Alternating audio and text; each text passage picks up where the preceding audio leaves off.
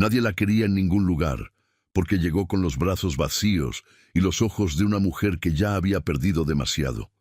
Pero el día que pasó frente a una hacienda olvidada, escuchó el llanto de una niña que estaba a punto de morir.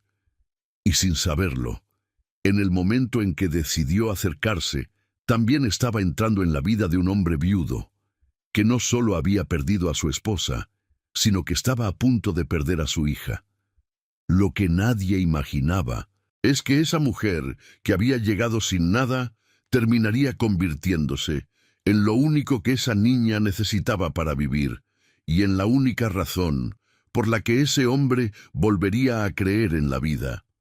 Si esta historia ya empezó a tocar algo dentro de ti, suscríbete a Cuentos del Viejo Campo y activa la campana, porque lo que vas a descubrir ahora no es solo una historia, es una de esas que se quedan contigo mucho después de terminar. La hacienda se llamaba así, del Silencio, porque así la había bautizado el abuelo de Evaristo cuando la fundó, diciendo que era el único lugar donde había podido escuchar su propio pensamiento. Pero el silencio que reinaba ese noviembre de 1943 no tenía nada de paz. Era el silencio de una casa donde nadie quería hablar de lo que había pasado, donde los cuartos del fondo seguían con los muebles cubiertos de sábanas, como si el tiempo se hubiera negado a seguir avanzando desde el día en que Rosalía murió. Ángela bajó del camión con 2 costales de lona que contenían todo lo que le quedaba de su vida anterior. No eran muchos: un vestido de manta para los días de trabajo, uno de popelina para los domingos, las fotos de Esteban que no se había atrevido a quemar, aunque tampoco se atrevía a ver, y la cobija de lana azul que su suegra le había mandado coser cuando supo del embarazo, antes de que todo se desmoronara. Cargó los costales, ella sola, sin esperar que el conductor se los alcanzara, porque había aprendido en estas semanas que esperar que alguien le ofreciera algo era una forma de seguir creyendo que el mundo te debía consideración. Y ese crédito se le había acabado el día que llegaron los hombres de la mina con las caras largas y el sombrero en la mano. El portón estaba entreabierto, lo empujó con el hombro. La propiedad se reveló ante ella en capas, como esas cebollas que primero huelen a tierra y luego a otra cosa. Primero vio el descuido, las bugambilias que habrían podido ser hermosas si alguien las hubiera podado, los adoquines del camino principal levantados por las raíces de un sabino viejo que nadie había tenido el corazón de cortar. Luego vio el abandono más profundo, la huerta que alguna vez había dado guayabas y ciruelas, ahora convertida en maleza, y los macetones de barro en la entrada principal, vacíos, con tierra reseca pegada a sus bordes como costras viejas. Y luego, antes de que pudiera notar nada más, volvió a escuchar el llanto. Venía de adentro, de un cuarto del ala derecha, a juzgar por la ventana entreabierta con la cortina moviéndose. Era el mismo llanto que había oído desde el camino, pero ahora más cercano, tenía una cualidad que le erizó la piel de una manera que llevaba semanas sin sentir nada erizarle nada. Era el llanto de una criatura que ya no esperaba respuesta, que lloraba porque su cuerpo todavía lo hacía solo, no porque creyera que alguien vendría. Ángela conocía ese sonido desde adentro. Un hombre apareció en el corredor de la casa principal, caminando con la prisa torpe de quien lleva demasiado tiempo sin dormir y ya no calcula bien las distancias. Evaristo tendría unos 35 años, aunque esa mañana parecía 10 más. Llevaba una criatura contra el pecho, envuelta en una cobija de lana que olía a días sin lavar, y sus manos, manos de hombre acostumbrado a arriar ganado y tensar alambres, sostenían ese peso tan pequeño con una delicadeza torpe, la delicadeza de quien sabe que lo que sostiene puede romperse y no tiene ni idea de cómo evitarlo. Se plantó frente a Ángela sin saludar. La miró de arriba a abajo con ojos que no evaluaban, sino que rogaban, que buscaban en ella alguna señal de que esta vez sí, que esta vez algo iba a funcionar. Le preguntó si era la mujer que mandó el padre Cipriano desde Tepatitlán. Ángela dijo que sí con la cabeza, sin palabras, porque las palabras le seguían costando más de lo que valían. Él no insistió en el saludo. Solo abrió más el portón y se hizo a un lado para dejarla pasar, y en ese gesto había tanta urgencia contenida, tanto orgullo tragado, que Ángela entendió, sin que nadie le explicara, que aquel hombre había pedido ayuda por primera vez en su vida adulta y que eso le había costado algo que no iba a recobrar fácilmente. El llanto de la criatura subió un tono cuando entraron a la casa. Luego, por razones que ninguno de los dos pudo explicar en ese momento, bajó. El cuarto que Evaristo le mostró era sencillo. Una cama angosta con cabecera de hierro, un baúl de pino que olía a alcanfor, una silla de tule junto a la ventana, y en el rincón más iluminado, una cuna improvisada con una canasta de mimbre forrada con telas de manta blanca. Habían puesto flores de lavanda secas entre las telas. Ese detalle, ese único detalle en medio de tanto abandono, le dijo a Ángela que hubo un momento en que alguien en esta casa intentó que una criatura se sintiera bienvenida. Evaristo le explicó todo muy rápido, con la voz de quien ha ensayado el discurso, porque sabe que si se detiene a sentirlo, no va a poder terminarlo. La niña se llamaba Inés. Tenía 4 meses y medio.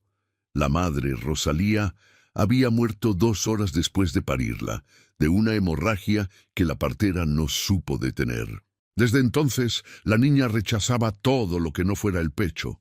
El atole aguado la hacía vomitar, la leche de cabra la ponía a llorar con más fuerza, los caldos dulces que doña Elvira preparaba siguiendo recetas de su abuela no llegaban a pasar del primer sorbo. 4 veces habían mandado llamar al médico de Tepatitlán. 4 veces el médico había dicho lo mismo, que la niña necesitaba leche materna o no iba a llegar a los 6 meses. Evaristo dijo todo esto con los ojos en la niña, no en Ángela, como si hablar de eso mirando a un ser humano le resultara más difícil que hacerlo mirando a su hija. Ángela extendió los brazos. No pidió permiso, no explicó nada. Solo extendió los brazos con esa misma mecánica silenciosa con la que había hecho todo en las últimas semanas y esperó. Evaristo tardó un segundo. Solo un segundo, pero en ese segundo Ángela vio pasar por su cara todo, el miedo de que no funcionara, el orgullo herido de tener que entregársela a una desconocida, y debajo de todo eso, más hondo que todo eso, el agotamiento absoluto de un hombre que llevaba 4 meses y medio siendo el único escudo entre su hija y la muerte, y que ya no tenía fuerzas ni para sostener ese escudo derecho. Le entregó a Inés. La criatura pesaba menos de lo que debería. Eso fue lo primero que Ángela registró, no con el pensamiento, sino con los brazos, con esa parte del cuerpo que mide el peso de las cosas sin pedirle permiso a la razón. Pesaba menos de lo que debería, y su piel tenía esa palidez casi azulada que Ángela había visto una sola vez en su vida. Hacía 3 semanas, cuando la partera le puso en los brazos a un niño que no lloró. Pero Inés sí lloraba. Inés todavía lloraba. Ángela se sentó en la silla de tule junto a la ventana. Acomodó a la niña contra su pecho con un movimiento que no aprendió de nadie porque nadie le había enseñado, que venía de algún lugar más profundo que la memoria, y le pidió a Evaristo con un gesto de cabeza que le diera un poco de privacidad. Él salió, cerró la puerta sin hacer ruido. Y en ese cuarto de paredes encaladas, con el olor a lavanda seca y tierra caliente entrando por la ventana, Ángela hizo lo que su cuerpo llevaba semanas necesitando hacer y que ninguna criatura había llegado viva a permitirle. Acercó a Inés al pecho. La niña giró la cabeza con ese instinto antiguo que no necesita aprenderse, ese instinto que viene antes que cualquier otra cosa, y buscó. Y encontró. Y el llanto que había llenado esa casa por 4 meses y medio se cortó en seco, como se corta una cuerda, cuando por fin aparece el nudo que la sostenía. Ángela no lloró. Llevaba semanas sin poder hacerlo. Pero algo Algún mecanismo pequeñísimo que había dejado de moverse allá adentro dio una vuelta, solo una, como el primer movimiento de un reloj al que le han dado cuerda después de mucho tiempo parado. Afuera, en el corredor, Evaristo se sentó en el escalón de piedra y se cubrió la cara con las manos. Los primeros días en San Jerónimo del Silencio le enseñaron a Ángela la geografía del abandono. Cada rincón de la hacienda contaba una historia que nadie quería contar en voz alta. El comedor grande, con la mesa de 12 lugares, donde ahora solo Evaristo se sentaba a un extremo con un plato y el periódico de 3 días atrás. La cocina, donde doña Elvira reinaba con la ferocidad silenciosa de quien sabe que su territorio es el único que le queda intacto. Los cuartos del ala norte, cerrados con llave desde que Rosalía murió, con flores de papel que se habían ido deshaciendo bajo las puertas porque nadie los había abierto a ventilar. Y el jardín que había sido jardín y que ahora era un recuerdo de jardín, con los tallos secos de lo que en otra vida habían sido rosales y dalias, doblados como viejitos en domingo. Ángela aprendió la geografía de ese abandono sin juzgarla, porque ella misma cargaba su propia geografía en ruinas. Estableció la rutina con la misma precisión mecánica con la que armaba y desarmaba su vida desde hacía semanas. Inés necesitaba ser amamantada cada 2 horas durante el día, cada hora y media en la noche mientras recuperaba el peso perdido. Necesitaba que la cargaran derecha después de cada toma para que el aire le subiera sin hacerle daño. Necesitaba que el cuarto estuviera ni muy frío ni muy caliente, que las cobijas olieran a limpio, que la voz que le cantara fuera siempre la misma para que su sistema nervioso, aún tan frágil, aprendiera que el mundo podía ser predecible, que el mundo podía no sorprenderte con cosas malas a cada rato. Ángela hacía todo eso. Lo hacía bien y lo hacía puntual, porque el cuerpo tiene su propia forma de encontrar propósito, aunque la mente todavía no sepa para qué sirve levantarse. Lo que no hacía era hablar más de lo necesario. Evaristo lo notó desde el segundo día. Se acercaba a la puerta del cuarto de la niña con cualquier pretexto, un jarro de agua fresca que nadie le había pedido, un rebozo que encontró en el baúl y pensó que podría servirle de chal. La pregunta de si necesitaba más leña para el brasero, aunque el brasero estuviera perfectamente alimentado. Y cada vez que Ángela respondía con monosílabos o con esos gestos de cabeza que decían sí o no sin gastar palabras, él se quedaba un momento en la puerta mirando a su hija, registrando el peso que iba ganando, el color que iba recuperando, la calma con que dormía ahora en vez del agotamiento con que antes se rendía al sueño, y en su cara pasaba algo que no era exactamente alivio, porque el alivio implica que el peligro pasó del todo, sino algo más parecido a la posibilidad de que el peligro pasara algún día. Luego se iba. Siempre se iba antes de que la conversación pudiera volverse algo más que una transacción de información. La hacienda tenía 2 empleados fijos, además de doña Elvira.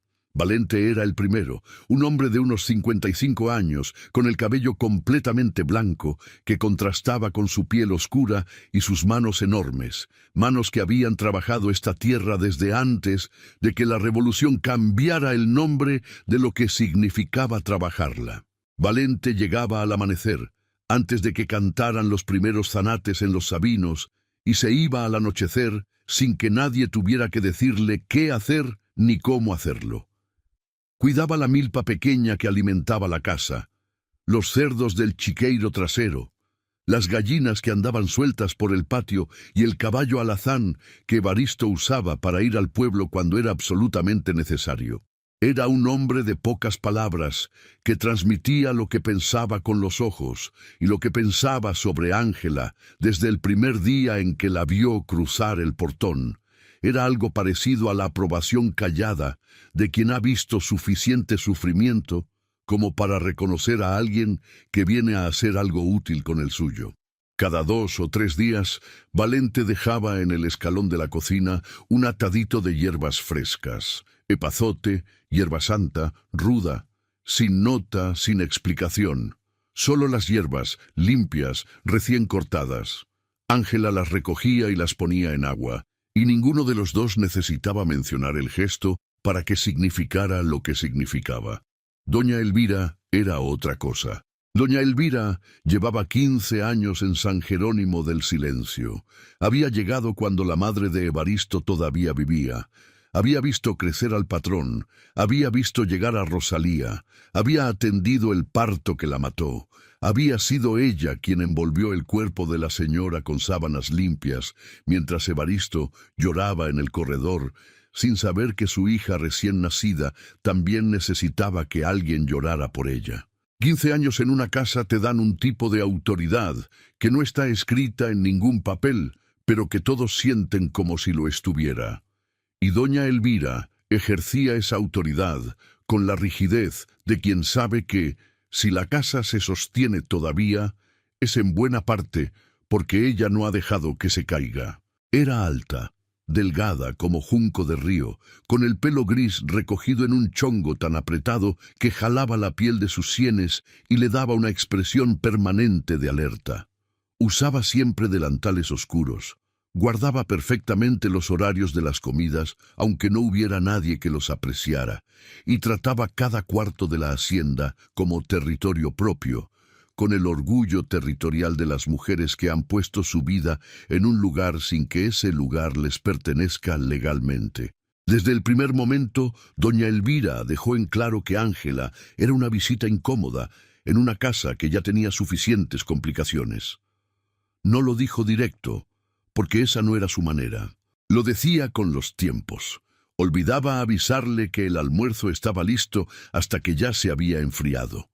Ponía a lavar cortinas que no necesitaban lavarse justo en las horas en que Ángela necesitaba descansar entre las tomas nocturnas. Dejaba caer comentarios en la cocina, suficientemente alto para ser oídos, sobre lo raro que era traer a una desconocida de quien nadie sabía realmente nada. Sobre cómo cualquiera podía inventarse una historia triste cuando había algo que ganar. Decía que su sobrina Marina, que había parido un varón sano hacía 2 meses en el pueblo de Cañadas de Obregón, hubiera sido elección mucho más sensata.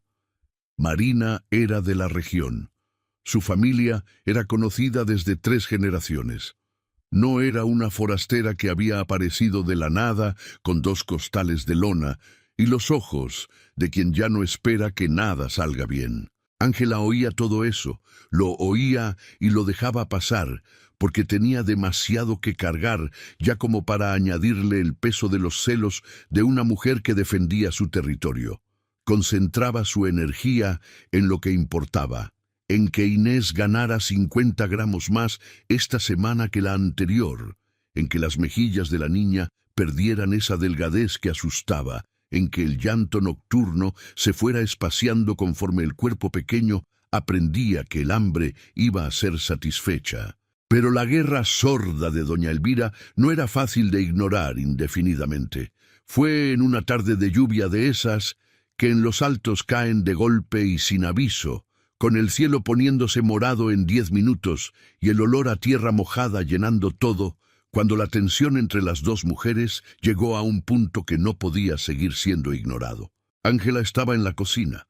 Inés dormía su siesta de la tarde en la cuna de mimbre y ella había aprovechado ese hueco de silencio para hacerse un atole de maíz azul, porque llevaba desde el mediodía sin comer nada y su cuerpo necesitaba algo caliente en el estómago para seguir produciendo lo que la niña necesitaba. Removía la olla en el fogón de leña con ese movimiento de muñeca que aprendes de tanto hacerlo, cuando doña Elvira entró con la pesadez de pasos de quien viene a decir algo que lleva rato queriendo decir. Empezó a hablar sobre las apariencias, sobre cómo en un rancho, en una hacienda, la gente del pueblo hablaba, y lo que estaba pasando en San Jerónimo, una mujer joven y viuda viviendo bajo el mismo techo que un hombre joven y viudo, era el tipo de cosa que la gente no dejaba pasar sin interpretarla de la peor manera. Dijo que no importaba que Ángela estuviera ahí solo como nodriza, que los chismes no necesitaban verdad para circular, y que los chismes sobre el patrón podían hacerle daño, que ella, doña Elvira, con 15 años de servicio leal, no iba a permitir que nadie le causara. Dijo que lo más sensato era traer a Marina, que su sobrina era de aquí, que todos la conocían, que no habría malentendidos posibles. Y luego dijo lo otro, lo que estaba debajo de todo lo anterior. Dijo que ella veía la verdad, aunque Ángela creyera que la tenía bien escondida. Dijo que una mujer joven y sin recursos, sin familia, sin a dónde volver, tenía todo el incentivo del mundo para hacerse indispensable en una casa como esta, que la leche materna era una moneda como cualquier otra, y que ciertas mujeres sabían exactamente cómo usarla para asegurarse un techo y algo más que un techo. Ángela puso la cuchara de palo sobre el borde de la olla.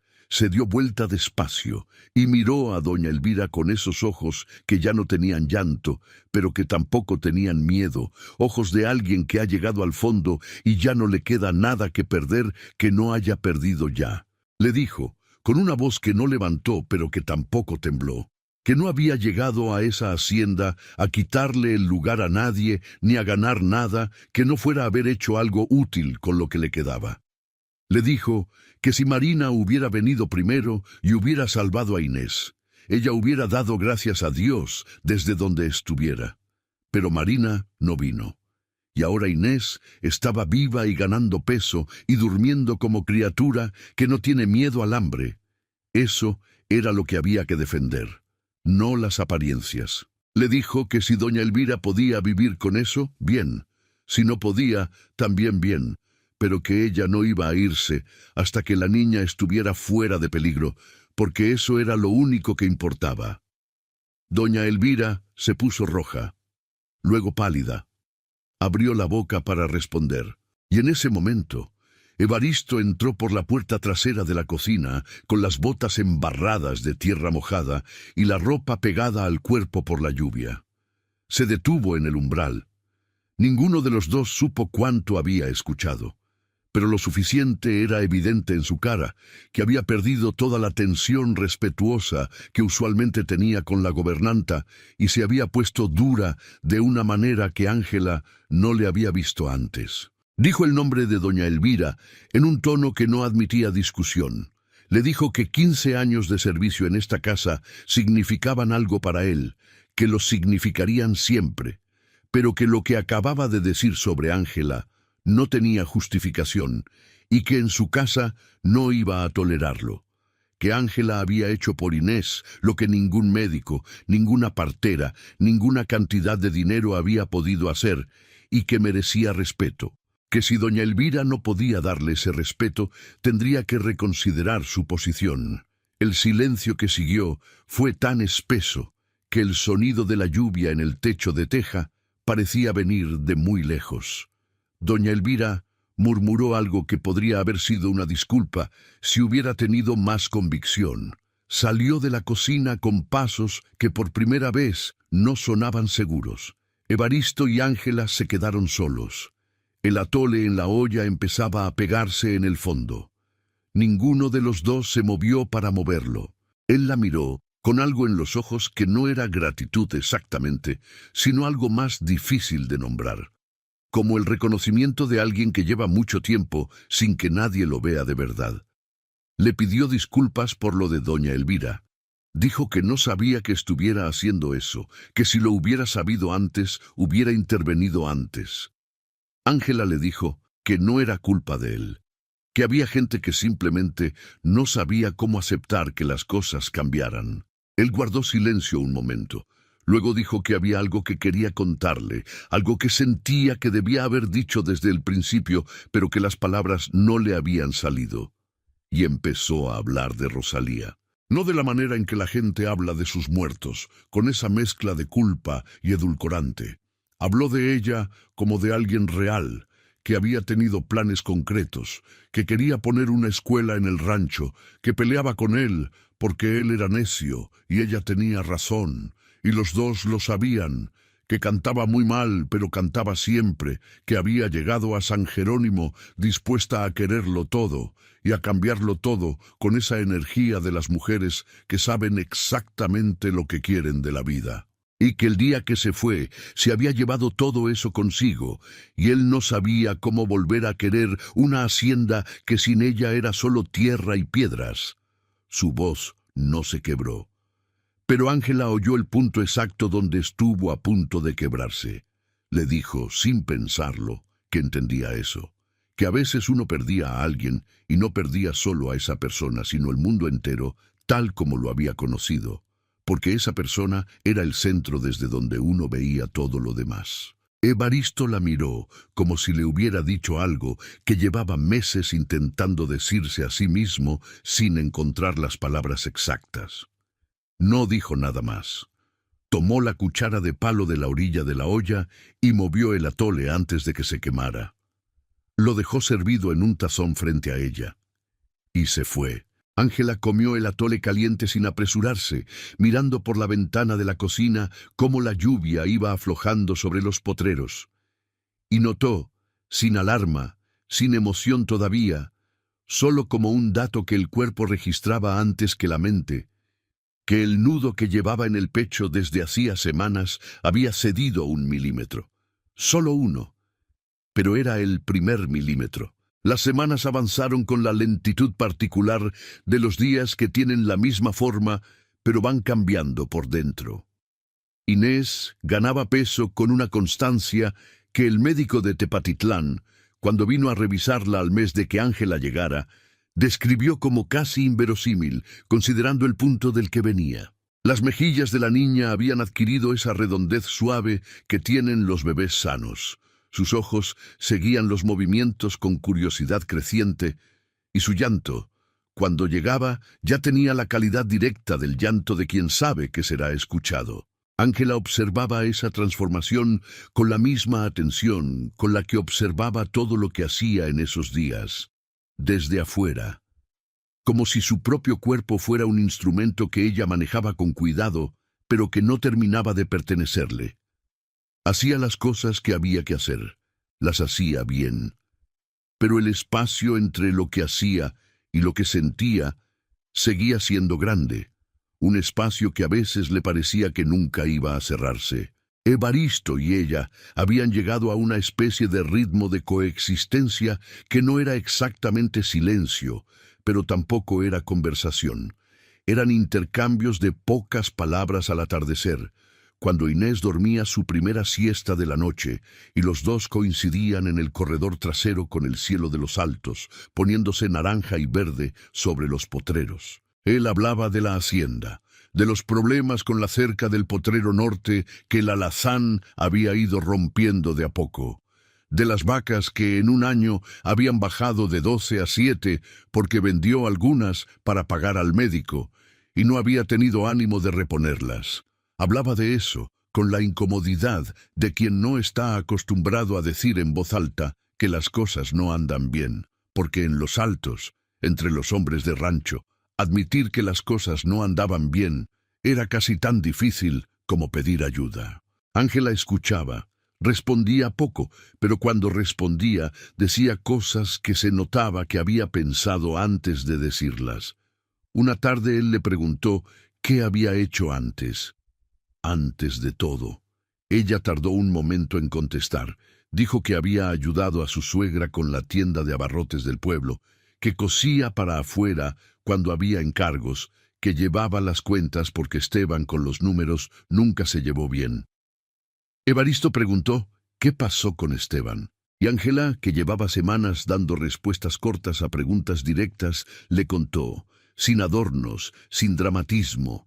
Le contó del trabajo en la mina de El Cardonal en el norte de Jalisco, del derrumbe en el 7º mes de su embarazo, de cómo el shock la había hecho entrar en trabajo de parto que la partera logró detener con hierbas y reposo forzado.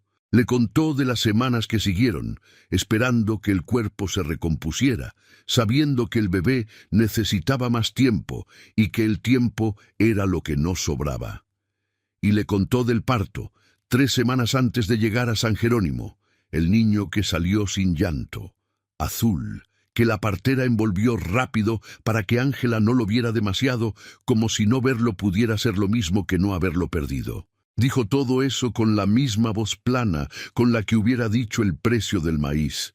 Y en esa voz plana había algo que era más honesto que cualquier llanto, porque el llanto puede ser muchas cosas, pero esa voz sin inflexión era la voz de alguien que ha llegado al extremo del dolor y ha decidido sobrevivir, aunque todavía no sepa bien para qué. Evaristo la escuchó sin interrumpir, sin decir lo que dice la gente cuando no sabe qué decir.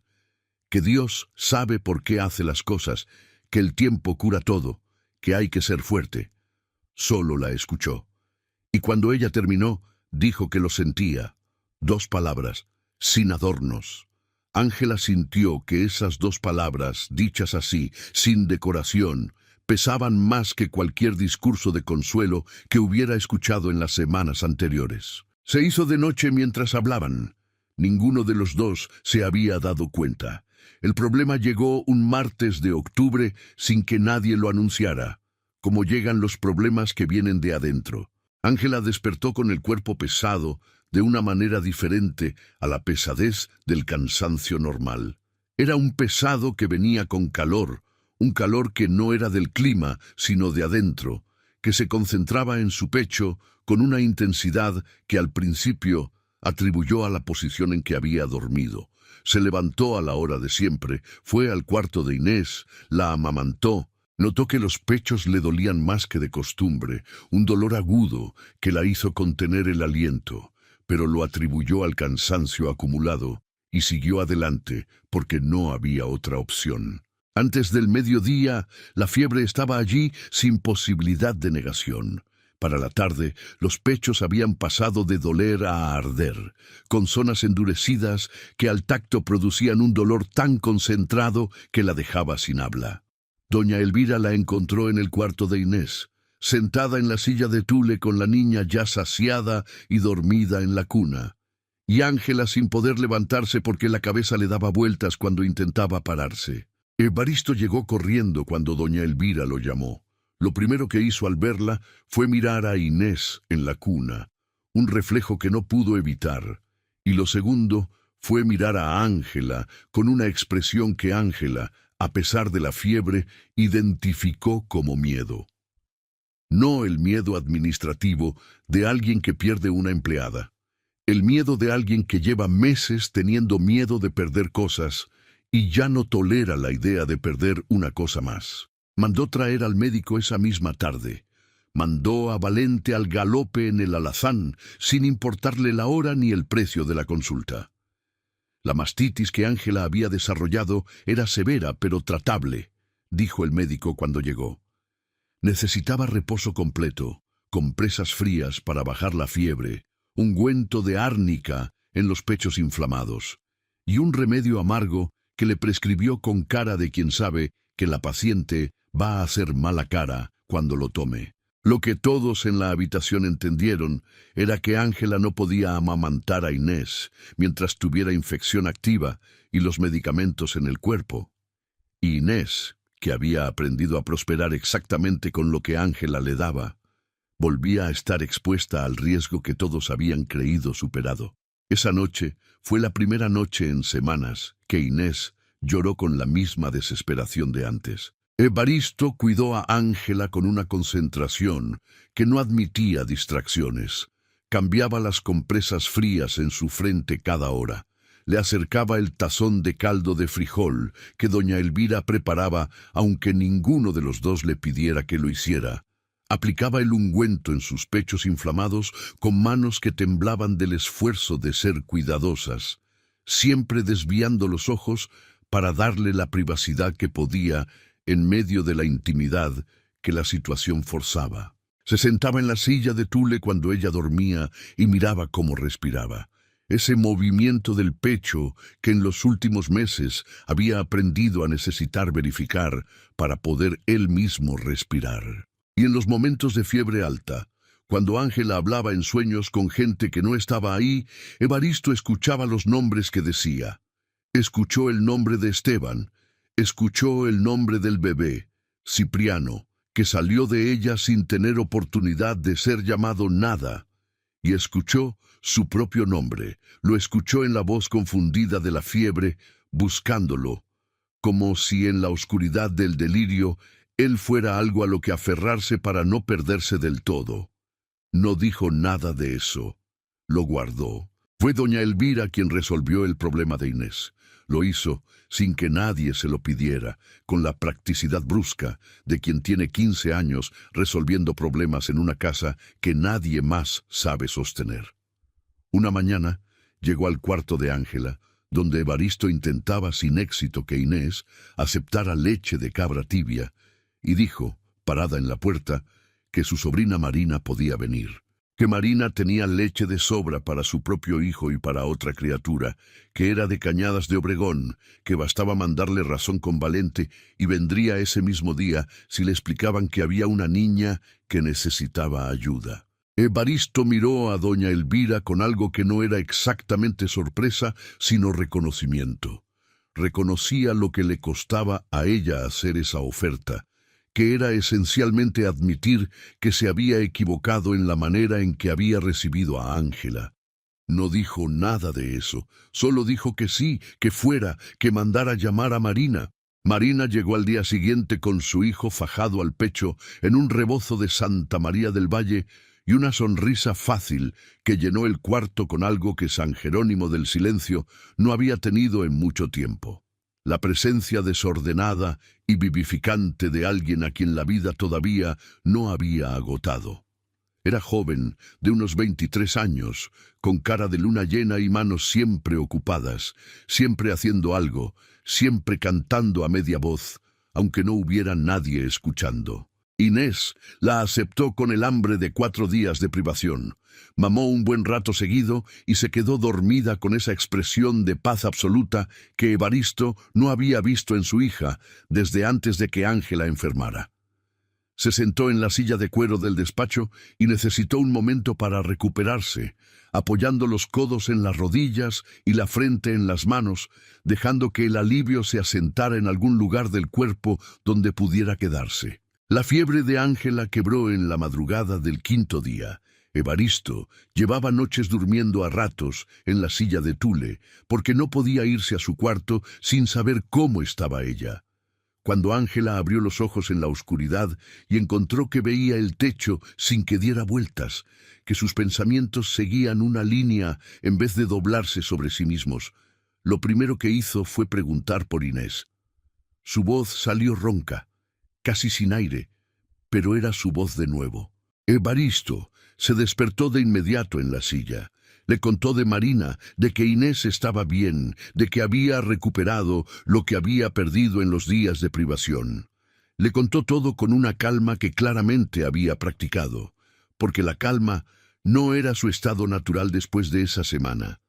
Ángela cerró los ojos un momento, no de cansancio sino de alivio, y cuando los abrió, lo miró con una claridad que no había tenido en días. Le dijo que escuchó su voz durante la fiebre, que hubo momentos en que no sabía dónde estaba, qué año era, si Esteban seguía vivo o no, si el bebé había nacido ya, pero que su voz era algo que podía ubicar, que lo había buscado en la oscuridad de esos días, como se busca un punto fijo cuando todo lo demás se mueve. Evaristo no respondió de inmediato. Había algo en lo que ella acababa de decirle que era más directo que cualquier cosa que hubieran hablado antes. Y él no era hombre que respondiera a las cosas directas sin pensarlas primero. Dijo finalmente que cuando ella hablaba en sueños, él también había escuchado cosas, que había escuchado el nombre de Esteban y el del niño, y que entendía el peso que cargaba, que él cargaba uno parecido, aunque el contorno fuera diferente. Dijo que había pasado 4 meses y medio creyendo que la culpa de lo de Rosalía era suya, que si hubiera estado ahí, si no hubiera salido a buscar al médico, si hubiera confiado en la partera del pueblo, sí, el interminable inventario de los sís que solo existen en la cabeza de los que se quedan. Le dijo que el médico le había explicado que ninguna de sus decisiones esa noche habría cambiado el resultado, que la hemorragia era de las que no tenían solución, con los medios disponibles. Pero que esa explicación, aunque él la entendía racionalmente, no había logrado callarlo por dentro, y que los días en que ella estuvo enferma, viendo que podía perderla, algo se había movido, no de manera dramática, sino como cuando una viga que ha estado cargando demasiado peso cede un poco y el piso vuelve a quedar nivelado. Había entendido, viéndola luchar contra la fiebre, que el sufrimiento no se podía deshacer por decisión propia, pero que seguir añadiéndole sufrimiento al sufrimiento tampoco era honrar a nadie. Ángela lo escuchó en silencio. Le dijo que sí, que entendía exactamente eso. Ninguno de los dos dijo nada más esa noche. Pero cuando Ángela se quedó dormida de nuevo, Evaristo no se fue a su cuarto. Se quedó en la silla de tule hasta que amaneció, escuchando la respiración acompasada de ella y el canto lejano de los tecolotes en los sabinos, y en ese espacio entre la oscuridad y la primera luz gris de la madrugada, algo en él que había estado cerrado desde el velorio de Rosalía, se abrió un poco, solo un poco, pero era suficiente para que entrara algo de aire. La recuperación de Ángela tomó 2 semanas completas antes de que pudiera volver a amamantar sin dolor. Marina se quedó en San Jerónimo durante todo ese tiempo con su hijo, estableciendo una rutina tranquila que le daba a la hacienda un ritmo diferente al que había tenido en meses. Voces de mujer en la cocina, el ruido de 2 bebés que a veces lloraban al mismo tiempo y a veces dormían al mismo tiempo. El olor a tortillas recién hechas que doña Elvira empezó a preparar sin que nadie le pidiera, porque claramente había alguien en casa que se las iba a comer con gusto. Marina y Ángela se hicieron amigas de la manera en que se hacen amigas las personas a quienes la vida no les ha dado el lujo de ser selectivas, de golpe, por necesidad, y con una sinceridad que no tiene tiempo de ser discreta. Marina hablaba por las 2 cuando era necesario. Contaba historias de su pueblo con ese humor desgarbado de quien sabe que la vida es difícil y ha decidido encontrarle gracia de todas formas, y no tenía ningún empacho en opinar sobre lo que veía. El día antes de irse, mientras ayudaba a Ángela a tender ropa en el lazo del patio trasero, le dijo que era ciega si no veía lo que era obvio para cualquiera que tuviera ojos. Que Evaristo no miraba a Ángela como patrón que mira a empleada, que la manera en que él había pasado esa semana sentado en la silla de tule de su cuarto no era la manera en que los hombres cuidan a sus nodrizas. Ángela dijo que Marina estaba viendo cosas donde no las había. Marina se rió con esa risa suya que no tenía malicia. Dijo que sí, claro, igual que doña Elvira, igual que Valente, que ya andaba con cara de satisfacción cuando los veía hablar en el corredor. Dijo que la gente que lleva sufriendo sola mucho tiempo a veces no reconoce cuando deja de estar sola, porque está muy acostumbrada al peso de cargarlo todo sin ayuda. Que eso no era debilidad, era que el cuerpo aprende a protegerse, pero que a veces protegerse y cerrarse son la misma cosa, y que cerrada no se iba a ir a ningún lado bueno. Luego subió a la carreta con su hijo, con el pago generoso que Evaristo insistió en darle y con el edredón de retazos que doña Elvira, sin anunciarlo, había puesto entre sus cosas como regalo. Aceñó desde el camino con su sonrisa de luna llena y se fue dejando detrás de ella un silencio que era diferente al silencio anterior, más ligero, como cuando se va la lluvia y el aire queda lavado.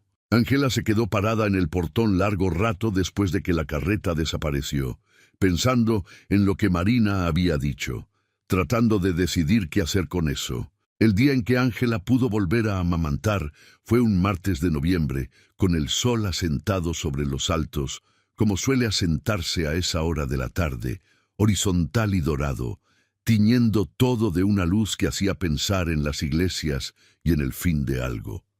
Tomó a Inés en brazos, la niña que había aprendido a reconocerla antes por el olor y la voz que por la vista, se quietó de inmediato al sentirla. Y cuando Ángela la acercó al pecho, Inés buscó con la misma certeza de siempre, como si el tiempo que habían estado separadas hubiera sido solamente un paréntesis. algo que Ángela había tenido cerrado con llave desde antes de llegar a San Jerónimo, desde el día del parto, desde el día del derrumbe de la mina, tal vez desde mucho antes. Se abrió sin que ella lo decidiera. No de golpe, sino como se abren las cosas que han estado cerradas mucho tiempo, con resistencia primero y luego con una facilidad que sorprende, como si la cerradura ya no recordara por qué había que estar cerrada. Lloró, por primera vez, desde que llegó, desde que fue a San Jerónimo, desde que nació y murió el bebé. Lloró. Un llanto que no tenía el dramatismo del que se deja ir, sino la torpeza del que no sabe muy bien cómo hacerlo, que ha olvidado los movimientos. Inés, que mamaba con los ojos cerrados y las manos aferradas a la tela del vestido de Ángela, no se inmutó. Seguía ahí. Seguía siendo real. Cuando Evaristo asomó a la puerta un rato después, la encontró así, con los ojos todavía brillantes, pero la cara diferente. No más ligera exactamente, sino más habitada. Como si alguien que había estado ausente hubiera vuelto a estar presente en su propio cuerpo. Esa noche, después de cenar, Evaristo le preguntó si quería sentarse un rato en el corredor. Ángela dijo que sí. Se sentaron en las sillas de madera del corredor trasero, con el cielo de noviembre encima de ellos, que en los altos a esa hora tiene una claridad de otro mundo, como si las estrellas se hubieran puesto de acuerdo para estar todas presentes al mismo tiempo. Evaristo habló de Rosalía de manera diferente a como había hablado otras veces. Sin la tensión del que siente que hablar de alguien muerto es o una traición o una herida. Habló de ella como de alguien que existió de verdad y que seguía existiendo en la manera en que uno recuerda a la gente que amó. Con gratitud y con la tristeza limpia de lo que fue y no puede volver a ser, pero que no hay que fingir que no fue. Y luego le dijo lo que llevaba días queriendo decirle y no había encontrado el momento ni las palabras. Le dijo que cuando ella llegó a San Jerónimo, él ya estaba preparado para lo peor, que llevaba 4 meses y medio esperando perder a Inés y eso lo había puesto en un estado donde no había futuro, porque el futuro dependía de que la niña sobreviviera y eso no estaba garantizado, que ella había cambiado eso, no solo salvando a Inés, sino devolviendo a la hacienda algo que no era solo el sonido de un bebé sano, sino la posibilidad de que las cosas buenas también pudieran pasar. Dijo que cuando ella estuvo enferma, la semana más larga de su vida desde el día de Rosalía, había entendido algo que no se había permitido entender antes. Que le importaba, no como empleada, no como la persona que cuidaba a su hija. Le importaba a ella, Ángela, lo que pensaba, cómo veía el mundo, esa manera suya de decir las cosas pocas veces, pero decirlas exactas. Le dijo que entendía si era demasiado pronto, que entendía si su propio luto todavía pesaba demasiado, pero que tampoco podía seguir callándolo, porque seguir callándolo era una forma de mentir, y él era mal mentiroso y estaba cansado de intentarlo. Ángela lo escuchó con las manos sobre las rodillas y los ojos en el potrero oscuro, donde las luciérnagas prendían y apagaban su luz verde entre los huizaches. Luego le dijo que llevaba semanas notando que algo estaba cambiando y que lo había estado ignorando deliberadamente porque le parecía que era demasiado pronto, que era irrespetuoso con lo que ambos habían perdido, que era el tipo de cosa que pasaba en las novelas y no en la vida real. Evaristo dijo que en las novelas las cosas pasaban más ordenadas, que en la vida real llegaban cuando llegaban y en el orden que se les daba la gana. Ángela sonrió. Fue una sonrisa pequeña, de las que salen antes de que uno las decida. La primera sonrisa verdadera desde hacía meses. Le dijo que necesitaba tiempo, no para decidir si lo que sentía era real, porque ya sabía que era real, sino para acostumbrarse a la idea de que merecía algo bueno. Que eso para ella era lo difícil. No el sentimiento, el permiso. Evaristo dijo que ese permiso se lo daba a él si le hacía falta alguien que se lo diera, pero que prefería que se lo diera a ella sola. Se quedaron en el corredor hasta que el frío de noviembre los obligó a entrar, y antes de que cada uno se fuera a su cuarto, sus manos se encontraron un momento en el marco de la puerta, sin intención o con toda la intención del mundo disfrazada de accidente. Y se sostuvieron un segundo que fue suficiente para decir lo que ninguno de los dos había terminado de decir en voz alta. Inés dijo su primera palabra en una tarde de enero, con el sol de verano picando en el patio y las chachalacas alborotando en los sabinos del fondo del potrero. Ángela estaba sentada en el petate extendido en el patio, haciendo que la niña se parara agarrándose de sus dedos, ese juego de resistencia y equilibrio que los bebés practican antes de atreverse a soltar. Inés tenía ya 8 meses y se sostenía unos segundos antes de doblar las rodillas y caer sentada con cara de orgullo cada vez. Evaristo estaba apoyado en el quicio de la puerta del corredor viéndolas, con los brazos cruzados y esa expresión que había ido ganando en los últimos meses y que era lo más parecido a la paz que Ángela le había visto. Inés se soltó de los dedos de Ángela, se tambaleó, se sentó. Miró a Ángela con sus ojos color avellana que habían pasado de tener esa nubosidad de la desnutrición a brillar con la claridad específica de los niños que saben que el mundo es un lugar interesante, y dijo, con la concentración absoluta de quien ha estado practicando algo en privado: mamá, no, ma, a medias, no el balbuceo indeterminado de los primeros intentos.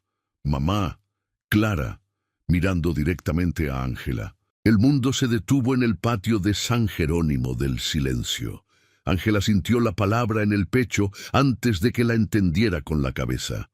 Una palabra de 2 sílabas que no le correspondía por sangre, ni por historia, ni por ningún derecho convencional, que le correspondía por las noches sin dormir, y los pechos inflamados, y los cantos a media voz, y las frentes besadas antes de dormir, y los llantos escuchados y respondidos cientos de veces, hasta que dejaron de ser llantos de urgencia, y se convirtieron en llantos de quien sabe que hay alguien que viene.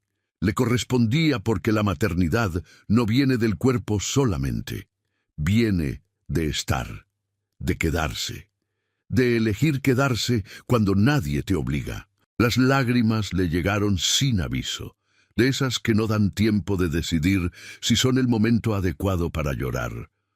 Tomó a Inés en brazos y la tuvo contra su pecho sin decir nada, con la cara hundida en el olor a leche y a sol de la cabecita redonda de la niña. Evaristo cruzó el patio, se arrodilló junto a ellas y las abrazó a las dos con esos brazos de hombre de rancho que de pronto no tenían nada de rudo, solo la calidez específica de alguien que por fin está en el lugar correcto con las personas correctas. Le dijo al oído a Ángela que Inés tenía razón, que si ella lo aceptaba, quería que ese fuera su lugar, no como empleada, no como nodriza, como parte de la familia que esta hacienda necesitaba volver a ser. Ángela levantó la cara, lo miró, dijo que sí.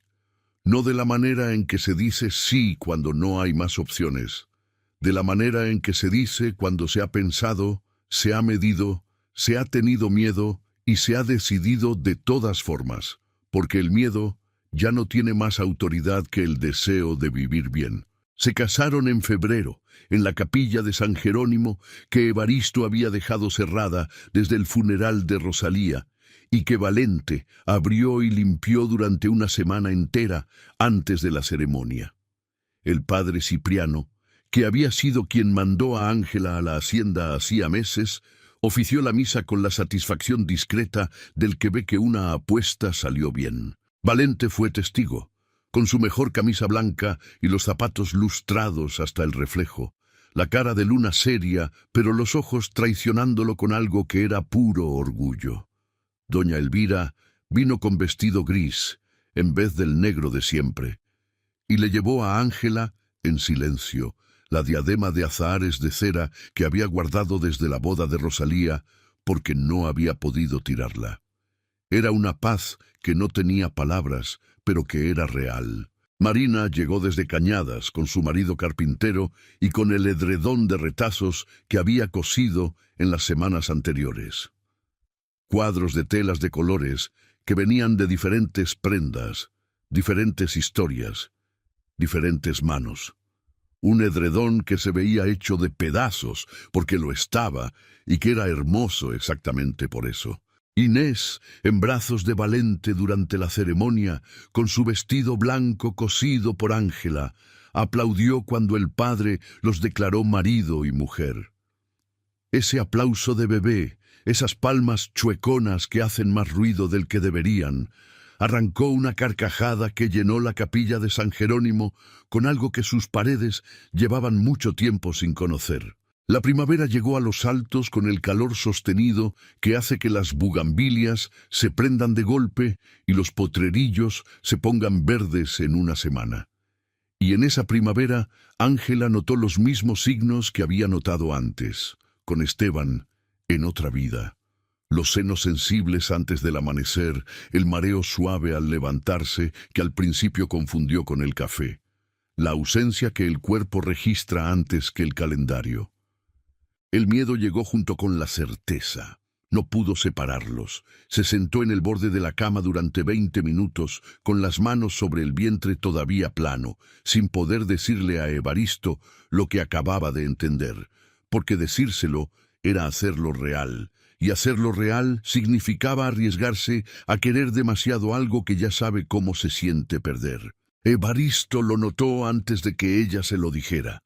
Lo notó en el modo en que ella ponía la mano sobre el vientre sin darse cuenta, en el modo en que evitaba cargar las cubetas del agua, en el modo en que miraba a Inés a veces con una expresión mezclada donde había tanto amor que dolía. Una noche le preguntó directamente, y Ángela, que llevaba meses aprendiendo a no cargar sola lo que no tenía por qué cargar sola, le contó. Y con las palabras llegó todo lo que había estado conteniendo. El miedo al parto, el miedo a perder esta criatura como perdió la otra, el miedo irracional pero físico de que su cuerpo estuviera marcado de alguna manera para el dolor. Lloró de la manera que ya había aprendido a hacer en San Jerónimo, sin vergüenza, sin prisa por terminar. Evaristo la sostuvo hasta que el llanto se fue solo. Y luego le dijo con esa economía de palabras, que era su manera de decir lo que más importaba, que esta vez iban a hacer todo diferente, que el médico iba a venir desde el primer mes, que ella no iba a cargar nada que no quisiera cargar, que él iba a estar ahí desde el principio hasta el final, y que el final iba a ser bueno, porque tenían que creer que el final iba a ser bueno, aunque la historia anterior dijera otra cosa. Ángela le dijo que intentaría creerlo. Él le dijo que con intentarlo era suficiente. El embarazo avanzó semana a semana con la fragilidad preciosa de las cosas que uno cuida, sabiendo lo que cuesta perderlas. El médico de Tepatitlán venía cada mes. Ángela descansaba cuando su cuerpo lo pedía, comía lo que doña Elvira le preparaba con una diligencia que ya no tenía nada de obligación, sino de algo parecido al cuidado genuino, y caminaba por los potreros en las tardes con Inés de la mano, el vientre creciendo despacio bajo la blusa de manta, los huizaches en flor a los costados del camino. Inés tenía ya 1 año y meses y entendía que algo estaba pasando antes de que alguien se lo explicara. Ponía la cabeza contra el vientre de Ángela con la seriedad concentrada de los niños que quieren aprender algo. Y a veces, cuando sentía moverse la criatura de adentro, se apartaba con los ojos muy abiertos y luego volvía a acercar la oreja, como si quisiera asegurarse de que lo que había sentido era real. El parto comenzó una madrugada de agosto, con la sierra de fondo poniéndose a brillar bajo la luna llena de esa manera que en los altos hace pensar que el mundo se preparó especialmente para ese momento. Evaristo llamó al médico con tiempo, como habían acordado. Se quedó con Ángela desde la primera contracción, con esa presencia callada y constante que era su manera de estar. 6 horas después, cuando el médico puso en brazos de Ángela a un niño que lloraba con unos pulmones que no admitían dudas, que lloraba furioso y sano y perfectamente vivo, Ángela cerró los ojos un segundo, solo un segundo, para escuchar ese sonido que había rezado por escuchar desde hacía casi 2 años, ese llanto que era lo opuesto del silencio que la había roto la última vez. Evaristo lloraba, sin intentar esconderlo, que era su manera de hacer las cosas cuando algo era demasiado grande para el tamaño normal de las emociones. Le pusieron Esteban Evaristo. El primero, por el hombre que había trabajado la mina y muerto para que Ángela llegara a donde llegó. El segundo, por el hombre que la estaba mirando ahora con una expresión en la cara que no tenía nombre, pero que cualquiera hubiera reconocido desde el otro lado del cuarto. 2 años después de que Ángela llegara a San Jerónimo del Silencio con 2 costales de lona y los ojos de quien ya no espera que nada salga bien, la hacienda era un lugar diferente. No diferente como en las historias que se cuentan al final para decir que todo fue perfecto y que las heridas desaparecieron sin dejar marca. Diferente como son diferentes las cosas que han sobrevivido a algo difícil y llevan la marca de haberlo sobrevivido. Y esa marca no las afea, sino que les da una profundidad que las cosas que nunca estuvieron en riesgo no tienen. Las bugambilias que Ángela plantó en los primeros meses estaban ahora trepadas por el muro del corredor en un desorden de morado y naranja que en las tardes con el sol de lado hacían que la hacienda pareciera haber salido de un sueño. La milpa de Valente había crecido y él se había encargado de añadir un huerto de hierbas junto a la cocina porque Ángela siempre estaba necesitando epazote y hierba santa y él prefería tenerlas a mano que ir a buscarlas. Doña Elvira seguía a cargo de la cocina, aunque ahora la cocina tenía 3 voces en vez de una, y a veces 4 cuando Marina venía de visita con su marido y sus hijos, y llenaba la casa con ese ruido generoso que tienen las familias cuando se juntan sin protocolo. Inés tenía 3 años y corría por los corredores con la determinación de quien no conoce obstáculos que no puedan saltarse. Esteban Evaristo tenía 1 año y meses y gateaba detrás de ella con la persistencia paciente de los segundones que aprenden temprano que para seguirle el ritmo a los mayores hay que ser creativos. Evaristo los miraba desde el corredor con esa cara de hombre que no sabe exactamente dónde poner tanta alegría porque no estaba acostumbrado a tenerla y que ha ido aprendiendo, despacio, que la alegría también es una cosa que se puede aprender a sostener. Ángela estaba en la cocina preparando la cena con doña Elvira y las dos hablaban no de la manera cautelosa en que habían hablado los primeros meses, sino con la familiaridad de quienes llevan tiempo compartiendo el mismo espacio y han decidido que ese espacio vale más que el orgullo de ninguna de las dos. Doña Elvira había empezado a contarle cosas de cuando Evaristo era niño, de cuando llegó Rosalía a la hacienda, de los años de la posrevolución, cuando el patrón anterior tuvo que repartir tierra y lo hizo de mala gana, pero lo hizo. Esas historias eran su manera de incluir a Ángela en la historia de ese lugar, de decirle sin decirlo que San Jerónimo también era de ella ahora. Ángela escuchaba y cocinaba y a veces miraba por la ventana de la cocina hacia el corredor donde Evaristo estaba sentado con Inés en las rodillas y Esteban Evaristo en el petate a sus pies, y sentía algo que ya reconocía, aunque al principio no le hubiera sabido poner nombre. No era felicidad de la que se consigue cuando todo sale bien.